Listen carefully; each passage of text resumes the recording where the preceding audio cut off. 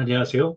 이 땅의 일, 영성, 그리고 예술에 대한 통합된 그리스도교 관점을 소개하고 나누기 위해 기독교에 대한 선교교회 소금빛교회에서 설립하고 후원하는 하이미니스트리 통합 입문과정 성경은 드라마다 부속편 제2성전시대 여섯 번째 나눔을 시작하겠습니다.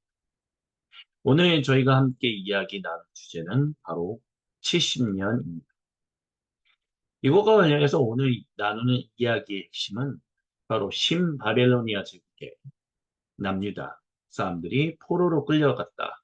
70년 만에 돌아온다라는 예언. 초기 유대인에게 분명한 소망을 주었다는 것입니다. 예레미야서 25장 8절부터 11절에 바로 다음과 같은 그 70년에 대한 예언이 기록되어 있습니다. 제가 세 번역 성경으로 봉독해 드립니다. 그래도 듣지 않으니 이제 만군의 주님께서 이렇게 말씀하십니다.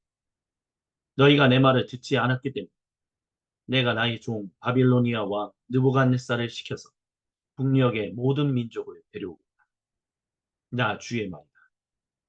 내가 이렇게 그들을 데려다가 이 땅과 그 주민을 함께 치게 하며 그 주위의 모든 민족을 치게 하겠다.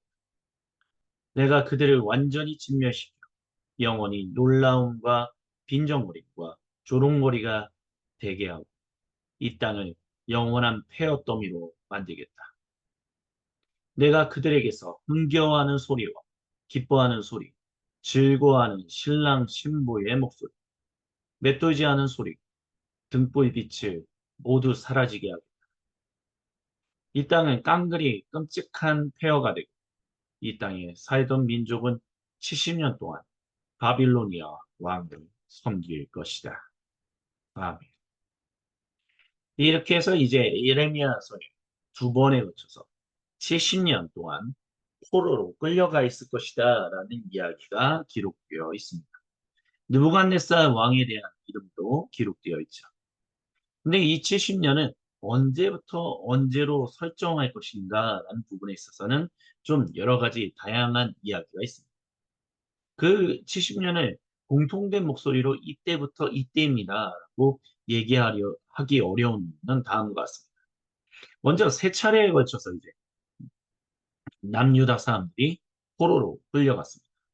주전 605년, 597년, 그리고 587년 또는 586년에 세 차례에 걸쳐서 지금 보시는 지도처럼 바로 예루살렘으로부터 바벨로니까지 끌려갔습니다. 그리고 포로 귀환도 페르시아 제국에 의해서 포로로 포로로부터 해방되어서 다시 하나님이 약속하신 그 거룩한 땅으로 돌아온 그 귀환도 세 차례에 걸쳐서 이루어집니다. 주전 538년, 458년, 445년입니다. 이렇게 포로로 끌려간 시절 귀한 시기로 맞추었을 때는 70년이 성립되지 않습니다. 정확하게 70년이다. 문자적으로 70년이다. 라고 얘기하기 어렵다라는 것입니다. 그러다 보니까 70년 이 포로 생활에 대한 다양한 해석들이 있습니다. 첫 번째 해석은 바로 인간의 수명인 3세대, 즉 할아버지, 아버지, 그리고 자녀의 세대, 손자 세대까지 그 3세대를 표현하는 상징적인 숫자다라고 얘기합니다. 그러니까 3세대가 걸쳐서 3세대가 지나면 돌아오게 될 것이다. 그래서 70년으로 표현했다라는 얘기인 것입니다. 두 번째 해석은 고대 근동. 이것은 이스라엘하고는 상관이 없습니다. 고대 근동, 특별히 신바벨로니아 제국의 주신, 그러니까 가장 최고의 신인 마르둑이 분노하여 도시가 황폐화된 기간이 바로 70년으로 표현되었다라고 얘기합니다. 여기에는 이제 제가 개인적으로 잘 알고 있는 존 H. 월튼도 이와 같은 이야기를 하고 있습니다.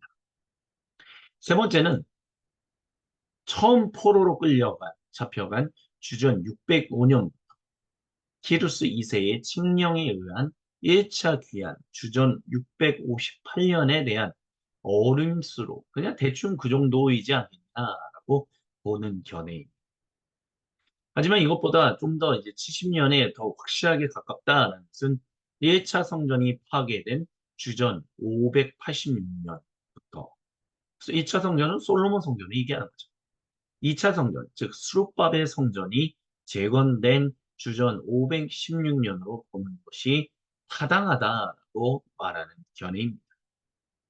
이것과 관련해서 이제 70년에 대한 다양한 이야기도 있죠. 어느 것이 맞다, 어느 것이 틀리다, 그렇게 말씀을 드리고 싶지는 않습니다. 다만, 각각의 해석에서 우리가 좀 더 생각해 보아야 할 어떤 그런 거리들이 있다는 것을 우리가 알아야 한다라는 정도로 말씀을 드리고 싶습니다. 이것과 관련해서, 근데 제가 여기서 강조드리고 싶은 것은 바로 70년이 포로 생활에 이 남유다 사람들이 포로로 끌려가서 그 신바벨로니아 제국의 포로로 생활하는 동안 소망이 되었다는 것을 말씀드리고 싶습니다. 그래서 예레미야서 29장 4절로부터 7절에는 다음과 같이 기록되어 있습니다. 나 만군의 주 이스라엘의 하나님과 내가 예루살렘에서 바빌로니아로 잡혀가게 한 모든 포로에게 말한다. 너희는 그곳에 집을 짓고 정착해라. 과수원도 만들고 그 열매도 다 따먹어라. 너희는 장가를 들어서 아들, 딸을 낳고 너희 아들들도 장가를 보내고 너희 딸들도 시집을 보내서 그들도 아들, 딸을 낳도록 해라. 너희가 그곳에서 번성하여 줄어들지 않게 해라. 또 너희는 내가 사로잡혀 가게 한 그 성읍이 평안을 누리도록 노력하고 그 성읍이 번영하도록 나 주에게 기도해라. 그 성읍이 평안해야 너희도 평안할 것이기 때문이다. 아멘.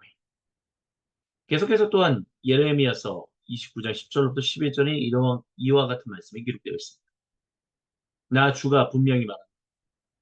너희가 바빌로니아에서 70년을 다 채우고 나면 내가 너희를 돌아보아 너희를 이곳으로 다시 데리고 오기로 한 내 은혜로운 약속을 너희에게 그대로 이루어 주겠다. 너희를 두고 계획하고 있는 일들은 오직 나만이 알고 있다. 내가 너희를 두고 계획하고 있는 일들은 재앙이 아니라 번영이다.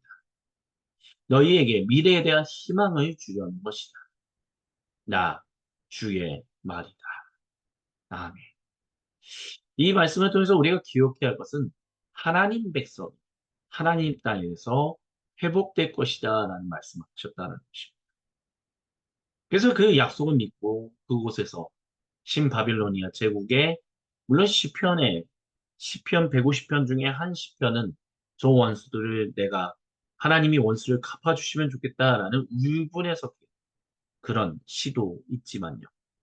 하지만 이 예레미야서의 이 말씀이 적어도 대체적으로는 바빌로니아의 포로로 끌려갔던 이 초창기 유대인들에게 희망을 주었다는 것을 부인할 수는 없다는 것입니다. 하나님 백성을 바로 하나님이 약속하신 그 땅에서 회복하실 것이다라는 말씀을 주셨고 그들은 그 약속을 믿고 살았다는 것입니다. 그리고 그들의 평안을 누리는 것이 곧 신바벨로니아 제국의 사람들에게도 주님이 주신 평안을 주는 것이요. 그것을 통해서 하나님의 살아계심과 하나님의 유일하신 다스리심에 대해서 알리는 어떤 그런 증언의 역할들을 이 포로로 끌려간 사람들이 감당했다는 것을 우리에게 얘기해 줍니다. 70년은 바로 그런 시간이었다라는 것입니다. 그래서 이와 같은 것들을 우리가 비교하는 하나를 좀 살펴보고자 그것은 바로 남유다 왕국이 멸망하고 난다. 포로로 끌려갔던 사람들이 있는가 반면에 포로로 끌려가지 않고 남았던 사람들 그 사람들이 예레미야 예언자를 듣고 이집트로 내려간 적이 있었습니다. 그들은 처음에는 예레미야 예언자 주님은 뭐 어떤 것을 말씀하시든 저희는 그것을 다 듣겠습니다라고 얘기했습니다. 하지만 하나님께서 예레미야 예언자를 통해서 너희는 그 땅을 떠나지 말고 이집트 파라오를 의지하지 마라.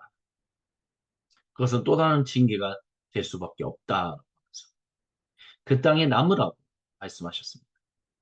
그 이유는 하나님이 자기 백성과 함께 그 땅을 반드시 회복하실 것이었다라는 것입니다. 그 말씀이 예레미야서 42장 15절부터 18절에 기록되어 있습니다. 유다의 살아남은 자들, 너희는 이제 나 주의 말을 들어. 나 만군의 주, 이스라엘의 하나님이 말. 너희가 이집트로 들어가려고 그곳에서 살려고 내려가면 너희가 두려워하는 전쟁이 거기 이집트 땅으로 너희를 쫓아갈 것입니다. 너희가 무서워하는 기근이 거기 이집트에서 너희에게 붙어 다닐 것이다. 너희는 거기에서 죽을 것이다. 마침내 이집트 땅에서 머물려고 그곳에 내려가기로 작정한 모든 사람은 거기에서 전쟁과 기근과 연병으로 죽을 것이다. 내가 그들을 내리는 재앙에서 아무도 벗어나거나 빠져나가지 못할 것이다. 나 만군의 주 이스라엘의 하나님이 말하노라. 너희가 이집트로 들어갈 경우는 내가 예루살렘 주민에게 큰 분노를 쏟아부었던 것처럼 너희에게도 내 분노를 쏟아붓겠다.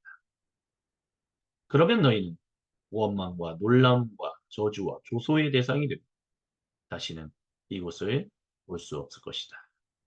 아멘. 네, 하나님이 하시는 이 말씀을 이 사람들은 아무도 듣지 않고 예레미야 예언자를 납치해서 이집트 땅으로 향했습니다. 그리고 거기서 이집트 파라오에 의해서 예레미야 예언자가 목숨을 잃었다라는 전설이 내려오고 있습니다. 그래서 결국에는 그들 그 누구도 거기서 하나님이 인도하신 대로 포로 귀환했다라는 말을 하는 사람들은 없습니다. 그 누구도 이집트 땅에서 포로 귀환한 사람이 없다라는 것입니다.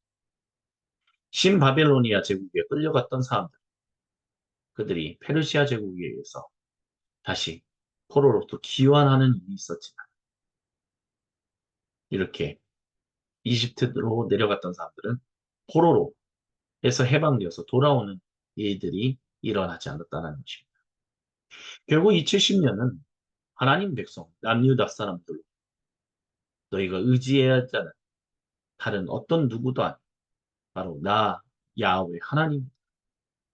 너희가 그 나를 의지하지 않고 그리하여 너희가 하나님의 백성으로서 하나님을 온전히 증언하는 증인의 역할을 하지 못하면 징계받게 되지만 나는 너희를 반드시 버리지 않고 다시 살릴 것이다. 그래서 폴 스티븐스 교수님이 그런 얘기를 한 적이 있죠.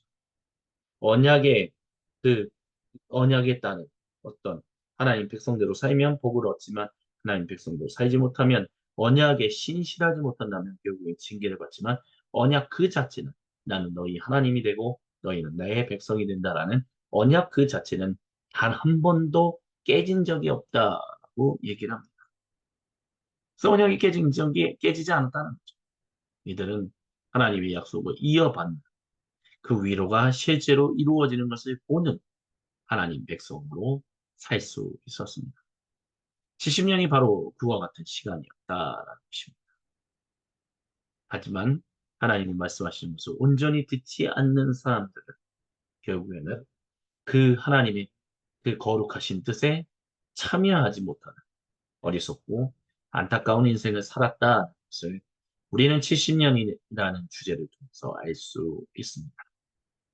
그래서 결론적으로 신바벨로니아 제국에 포로로 끌려갔다 70년 만에 돌아온다라는 예언.